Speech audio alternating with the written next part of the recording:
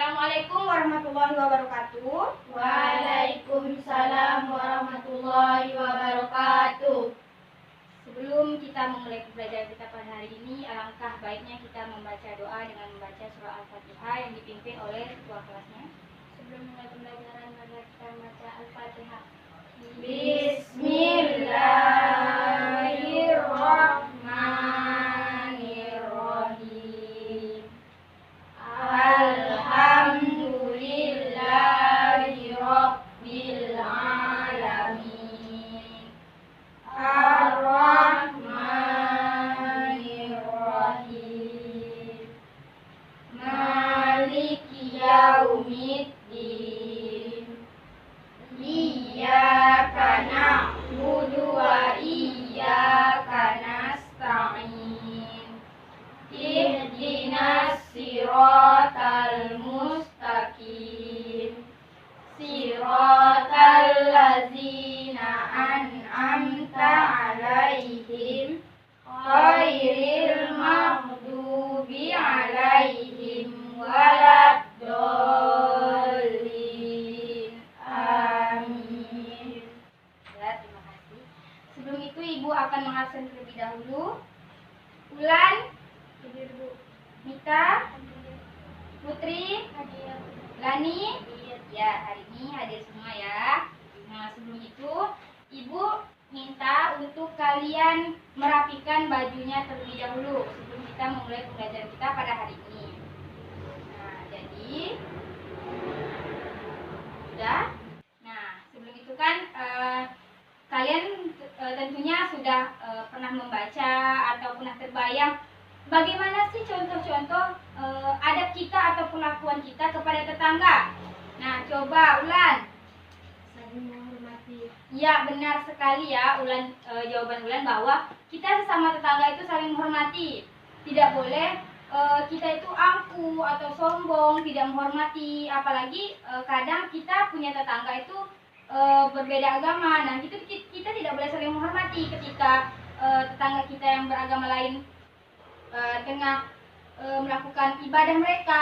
Nah, jadi kita tuh harus saling menghormati. Begitu juga mereka sebaliknya kepada kita. Nah, sekarang Lani, apa? Saling membantu. Iya, benar jawaban Lani ya, bahwa kita sesama tetangga itu harus saling membantu. Tidak boleh ketika tetangga mengalami kesulitan atau musibah, kita itu tidak peduli. Nah, bahwa kita itu harus memiliki rasa saling membantu atau simpati kepada tetangga kita. Nah, jadi tujuan pembelajaran kita hari ini adalah untuk mengetahui pengertian dan contoh-contoh adab kepada tetangga. Nah, sebelum itu, Ibu ingin memberikan kalian sedikit motivasi bahwa kita adalah warga negara Indonesia, bangsa yang dianugerahi oleh Allah Subhanahu wa Ta'ala keberagaman, yaitu keberagaman suku, budaya, golongan, bahkan agama. Nah, jadi komunikasi dan interaksi sesama kita tidak boleh memilah dan memilih keberagaman yang ada, kecuali pada persoalan ubudiyah dan ketuhanan, yaitu di mana kita boleh bertoleransi kepada tetangga. Misalnya tetangga kita ada yang beragama Kristen, tetapi kita tidak boleh toleransi tentang perihal agama, yaitu agama kita adalah agama kita dan agamamu adalah agamamu. Bahwa kita tidak boleh memaksa tetangga kita untuk ayo masuk ke agama kita. Nah, tidak boleh gitu. Tapi kita doakan mereka untuk mendapat hidayah, bahwa ya Allah, semoga umat agama Islam semakin diperbesar. Nah, jadi banyak-banyak agama lain yang hijrah atau mu'alaf dan masuk ke agama kita. Nah, jadi itu sedikit motivasi Ibu pada hari ini. Nah, sebelum itu Ibu ingin bertanya tentang materi minggu lalu, yaitu tentang akhlak terpuji pada diri sendiri. Nah, sekarang Ibu ingin tanya siapa yang masih ingat tentang pembelajaran minggu lalu tentang akhlak terpuji pada diri sendiri. Coba Ulan sebutkan akhlak yang harus dimiliki oleh orang yang berilmu.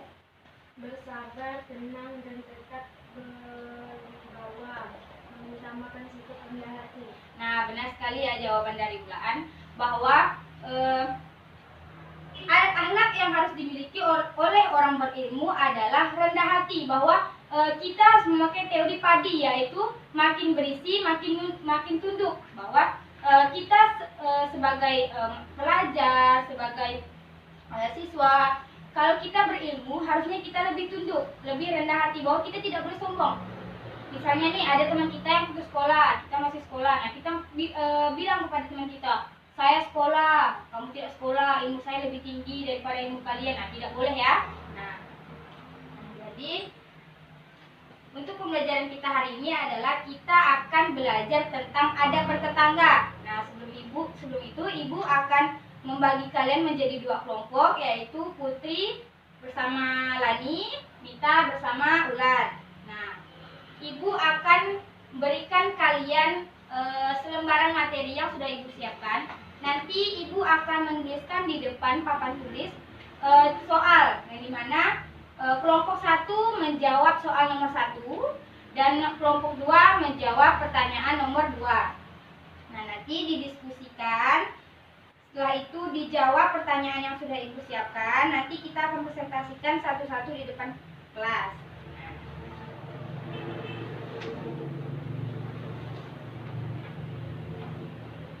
Nah, jadi soalnya adalah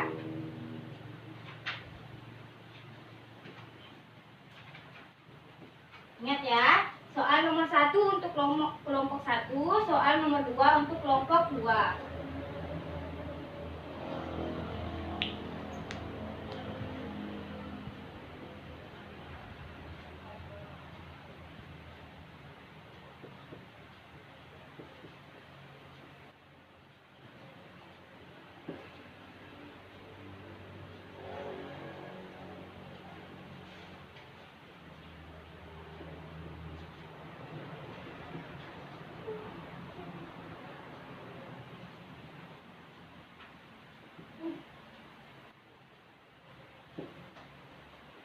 Nah, jadi untuk kelompok 1 silakan cari jawabannya di lembar materi yang sudah ibu berikan, yaitu jelaskan pengertian tetangga. Nah, untuk kelompok 2 sebutkan contoh-contoh adab bertetangga. Sudah jelas soalnya?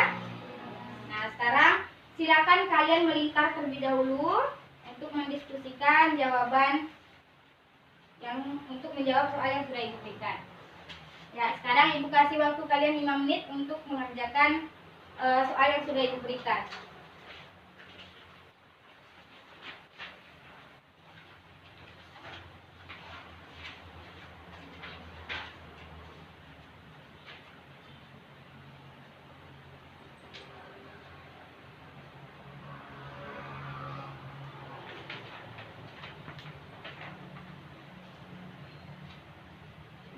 Kelompok 1 sudah jelas pertanyaannya?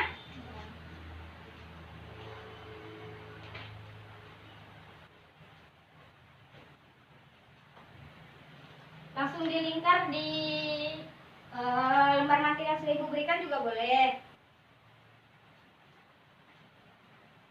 Kelompok 1, jelaskan pengertian tetangga. Kelompok 2, sebutkan contoh-contoh adab bertetangga.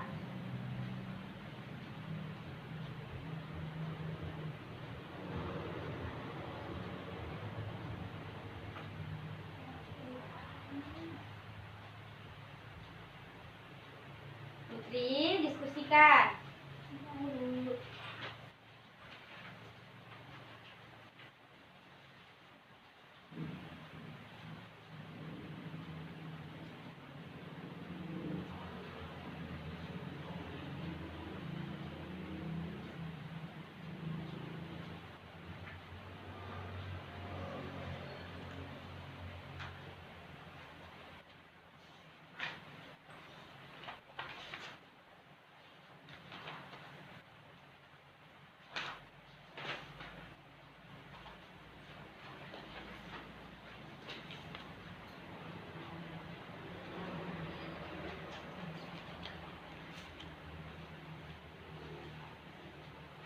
Nah, waktunya sisa 2 menit lagi ya. Nah, silakan diskusi bersama kelompok tentang pertanyaan yang sudah Ibu tuliskan di papan tulis, yaitu yang pertama, untuk kelompok 1 jelaskan pengertian tetangga. Untuk kelompok 2 sebutkan contoh-contoh adab kepada tetangga.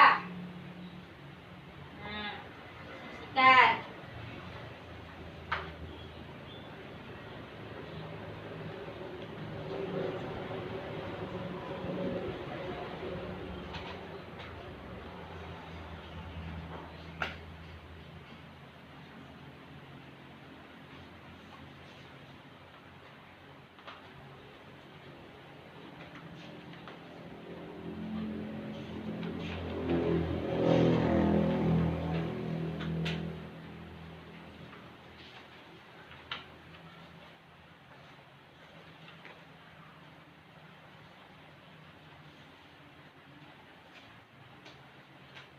Sudah? Sudah. Nah, jadi sekarang Ibu minta untuk kembali ke tempat duduknya terlebih dahulu. Nah, sekarang Ibu minta untuk kelompok 1 mempresentasikan hasil diskusinya dengan menjawab soal jelaskan pengertian tetangga. Nah, untuk kelompok 1 Ibu persilakan.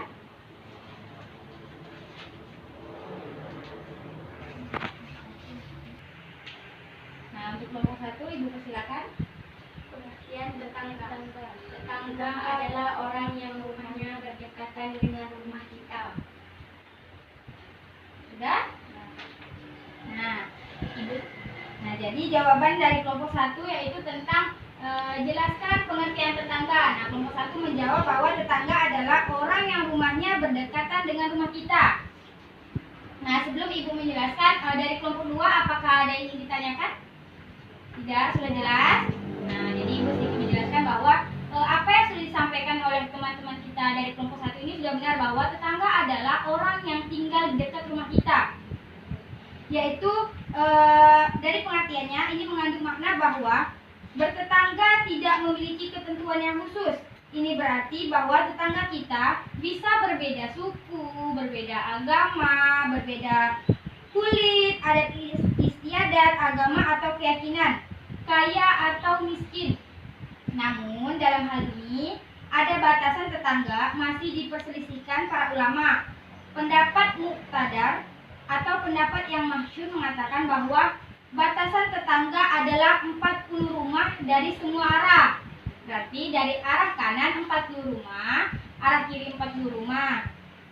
Nah, hal ini juga disampaikan oleh Aisyah radhiyallahu an, Az-Zuhri dan Al-Auza'i. Adapun masyarakat adalah kumpulan dari beberapa tetangga, yang berarti masyarakat ini memiliki makna yang lebih luas secara wilayah. Nah, sudah jelas apa yang sudah disampaikan? Nah, untuk itu Ibu minta berikan aplaus untuk kelompok 1. Ya, terima kasih kelompok 1, silakan kembali ke tempatnya.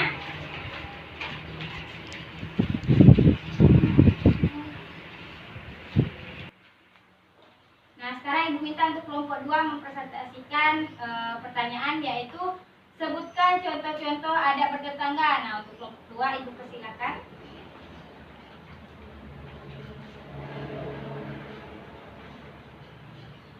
Nah, kelompok 2 akan menjawab pertanyaan dari contoh-contoh adab bertetangga. Kepada kelompok 2 Ibu persilakan. Adab bertetangga. 1. Tidak menyakiti tetangga bahkan memuliakannya. 2. Bermuka berseri-seri dan beri ceria saat bertemu. 3. Menolong saat dalam kesulitan. 4. Memberikan penghormatan yang istimewa. 5. Menerima uzur atau penghormatan maaf. 6. Menasihati dengan lemah lembut. 7. Saling menjunjung.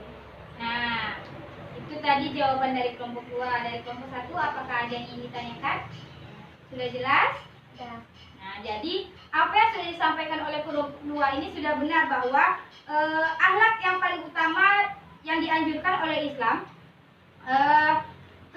sebagai adab kita kepada tetangga, yang pertama adalah tidak menyakiti tetangga, bahkan memuliakannya.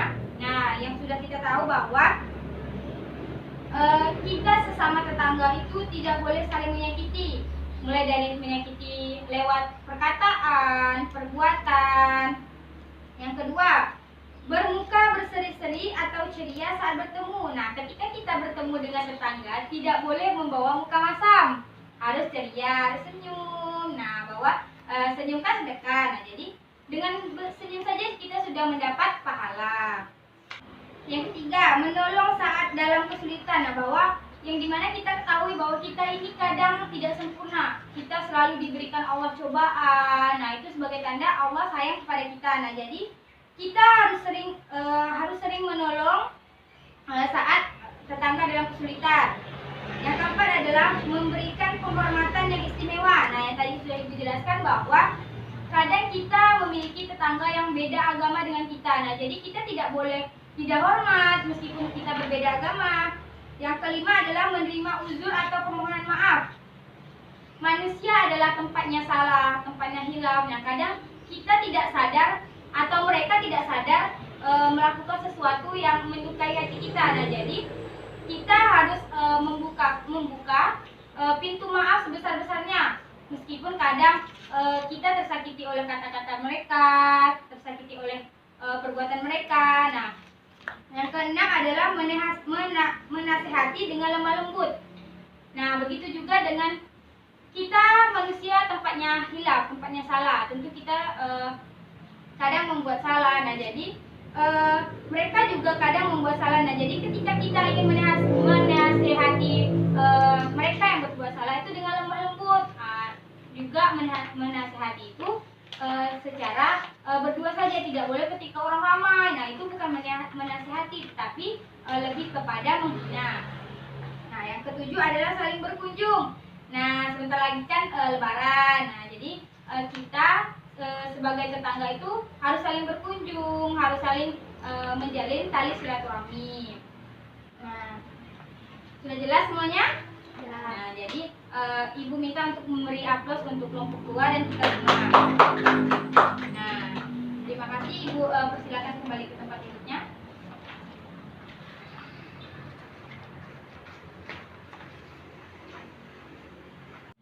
Sebelum kita masuk kepada materi pembelajaran kita hari ini, Ibu akan menuliskan sebuah hadis, yaitu tentang akhlak terhadap tetangga dan masyarakat. Nah, jadi ketika Ibu menuliskan hadis tersebut di papan tulis, Ibu minta untuk kalian memperhatikan apa yang akan Ibu tulis.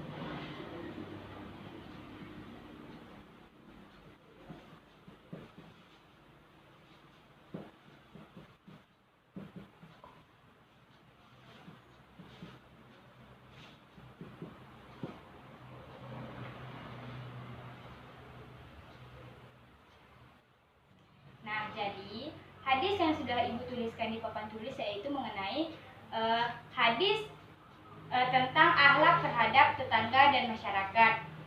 Nah, jadi Ibu akan membacakan hadis tersebut. An Anisa radhiyallahu an Nabi sallallahu alaihi wasallam qala madza la yusini Jibril bilbari hatta tanantu annahu sayuwarrasuhu, yang artinya dari Aisyah radhiyallahu an, dari Nabi sallallahu alaihi wasallam beliau bersabda, Jibril senantiasa mewasiatkanku untuk berbuat baik terhadap tetangga, sehingga aku mengira tetangga juga akan mendapatkan harta waris. Hadis riwayat Bukhari. Nah, dari hadis yang sudah Ibu tuliskan di depan, dapat disimpulkan bahwa dalam hidup bermasyarakat, tentunya interaksi satu dengan yang lainnya pasti akan terjadi. Maka, sebagai seorang muslim, kita harus menjaga dirinya untuk selalu berbuat baik terhadap tetangga dan masyarakat sekitar. Nah, jadi kita sebagai seorang muslim itu harus menjaga perilaku kita terhadap tetangga. Nah, bahwa berbuat baiknya kita kepada sesama merupakan salah satu ciri orang yang beriman kepada Allah Subhanahu wa taala. Seorang tetangga memiliki sejumlah hak asasi dari kita yang harus kita penuhi. Yang pertama adalah hendaknya kita memberi salam kepadanya terlebih dahulu. Nah, jadi ketika kita bertemu dengan saudara kita, saudara sesama muslim, hendaknya kita mengucapkan salam terlebih dahulu. Nah, yang kedua adalah kita berbuat kebaikan kepada siapapun tanpa harus menunggu orang tersebut berbuat baik kepada kita. Yang ketiga adalah hendaknya kita mengembalikan haknya, seperti ketika kita meminjam uang atau mengembalikan barang yang kita pinjam kepada mereka yang kita pinjam. Yang keempat adalah hendaknya kita mengunjungi jika ada yang sakit. Nah, jadi ketika ada tetangga kita yang tertimpa kemalangan dengan diberikan sakit, nah jadi kita mempunyai hak untuk saling menjenguk. Yang kelima adalah hendaknya kita memberi ucapan selamat jika tetangga kita mendapat kabar gembira, dan kita harus memberikan ucapan tazkiyah atau bela sungkawa jika mereka mendapat kesusahan. Yang keenam adalah hendaknya kita menutupi segala kekurangannya dan melindunginya dari segala kesulitan semampu kita.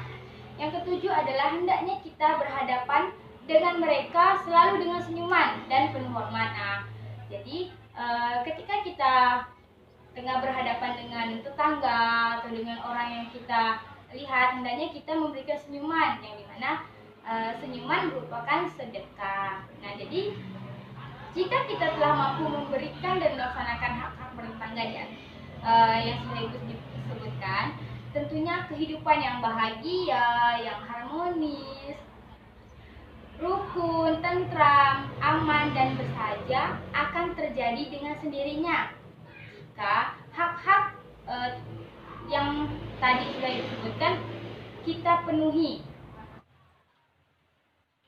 Nah, jadi apa yang sudah Ibu sampaikan tadi, apa ada yang kurang jelas? Tidak. Tidak, sudah paham semuanya?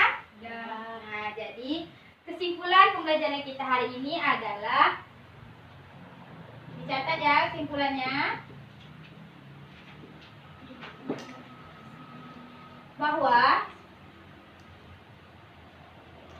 tetangga adalah orang yang rumahnya berdekatan dengan rumah kita.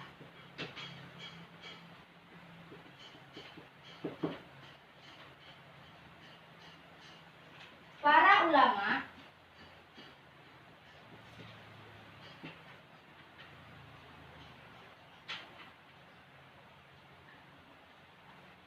atau pendapat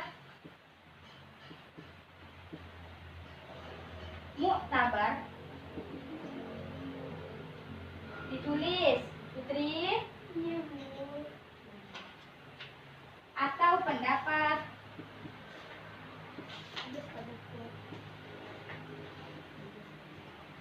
yang masyhur mengatakan bahwa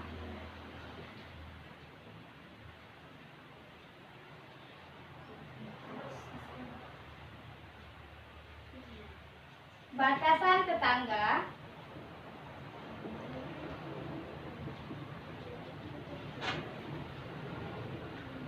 adalah,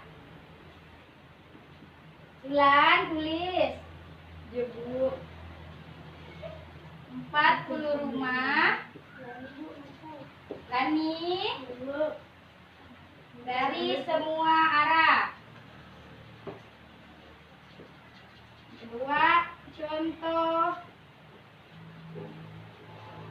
adab.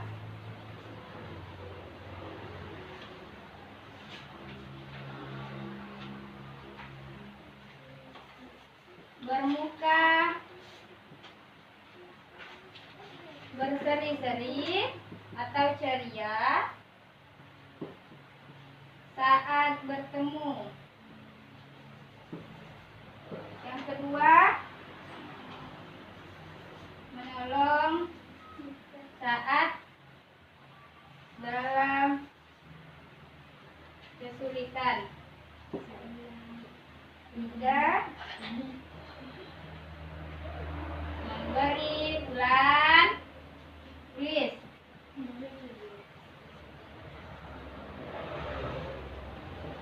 Yang keempat, menerima uzur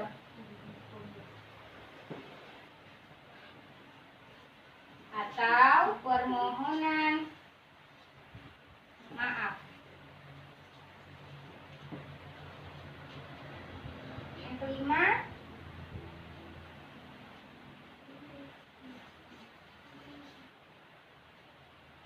menasehati dengan lemah lembut.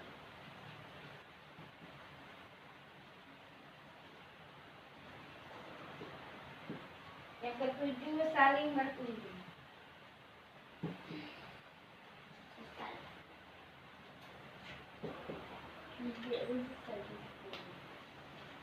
Sudah ditulis semua? Ya. Nah, jadi kita sama-sama baca kesimpulan kita pada hari ini. Yang pertama, tetangga adalah orang yang rumahnya berdekatan dengan rumah kita.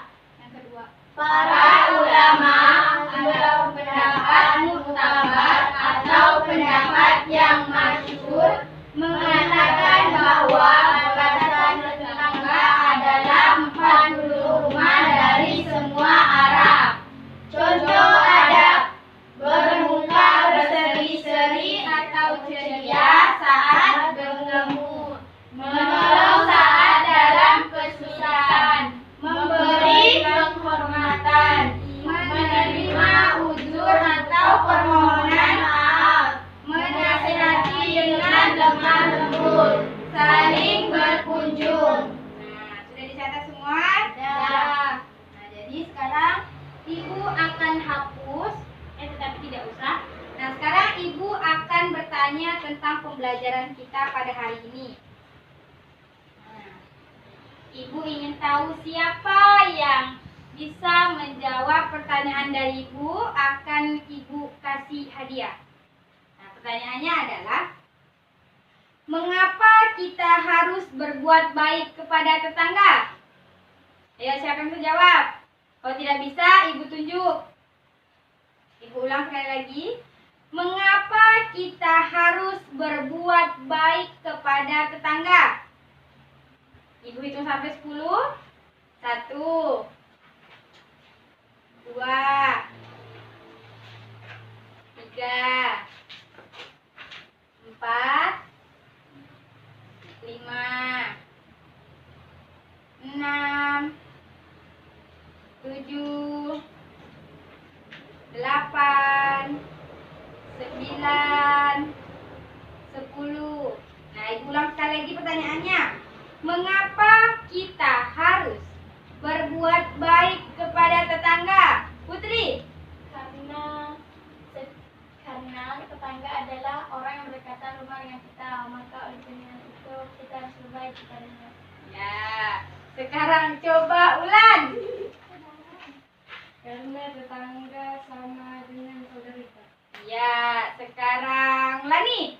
Karena kalau kita berbuat baik kepada orang akan berbaik kepada kita. Iya, benar. Sekarang Mita. Kami saling menghormati. Iya, benar. Ibu rasa pembelajaran kita hari ini cukup sampai di sini. Untuk minggu depan kita akan mempelajari tentang kisah keteladanan Umar bin Khattab. Nah, Ibu minta untuk kalian membuat rangkuman di buku catatan kalian tentang kisah keteladanan Umar bin Khattab. Nah, minggu depan akan dikumpulkan dan akan kita bahas. Nah, sebelum kita menutup pembelajaran kita hari ini, alangkah baiknya kita membaca doa dengan membaca surah Al-Asr yang dipimpin oleh ketua kelasnya. Bismillahirrahmanirrahim.